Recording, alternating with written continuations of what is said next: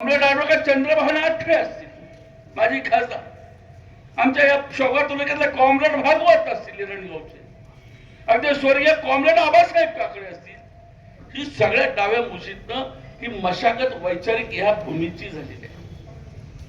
आणि मग पुढच्या पिढ्याच्या वारशामध्ये या पुरोगामी विचारसरणीचा आणि डाव्या विचारसरणीचा एक गुण असा आहे म्हणा, तर दोष असा म्हणा आहे की सामाजिक सेवा, सामाजिक बांधिलकी आणि देशाची बांधिलकी या रक्तात निर्माण होतात.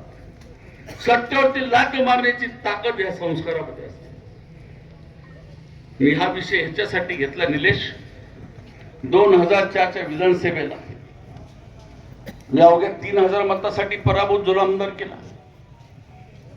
निकाल लागला, दुपारी शांतता जिकडं तिकडं झाली. मी रात्री 10 वाजता जेवलो आणि झोपलो.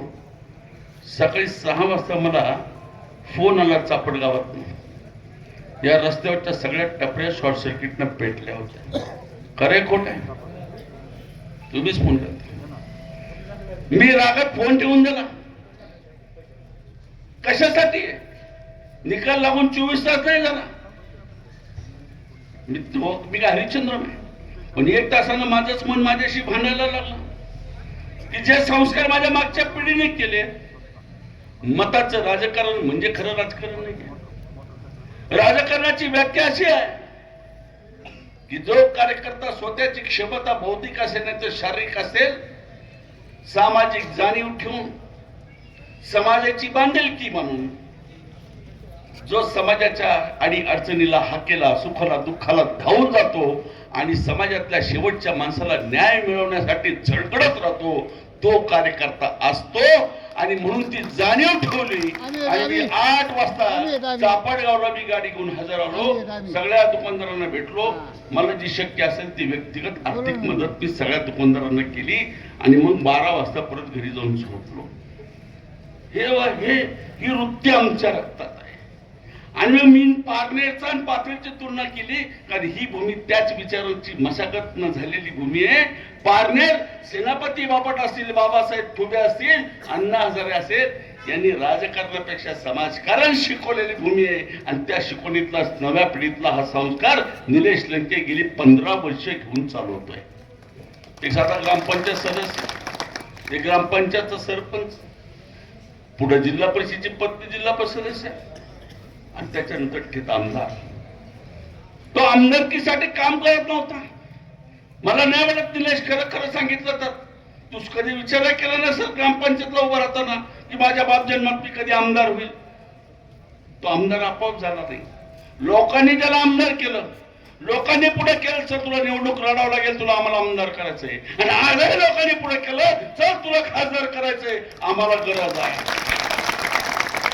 आम्ही राजकारणातल्या मताला भुकेलो नाही. तुम्ही तर अनेक मला मित्र म्हणतात, 3 पराभव पचवले तरी हा माणूस तू फ्रेश कसा?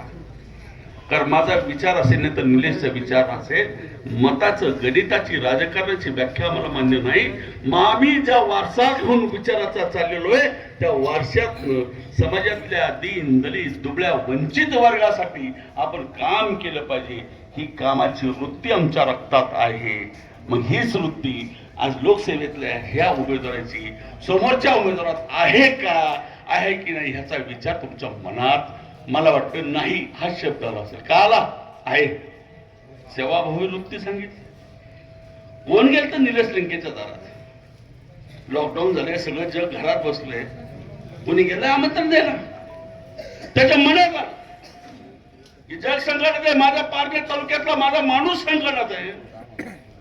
आणि ताबडतोब रुग्णालय चालू केलं कोविड सेंटरच्या माध्यमातून. उभं केलं, नुसतं मानसिक आर्थिक ताकद दिली, उभं केलं नाही. 24 तास तो स्वतः राबला. जेव्हा नवरा बायकोला हात लावत नव्हता, बघत नव्हता, पोरगा बापाला हात लावायला तयार नव्हतो, त्या काळात तो 24 तास तिथं बसला आणि 33,000 रुग्णांना बरं केलं कोविड मधनं.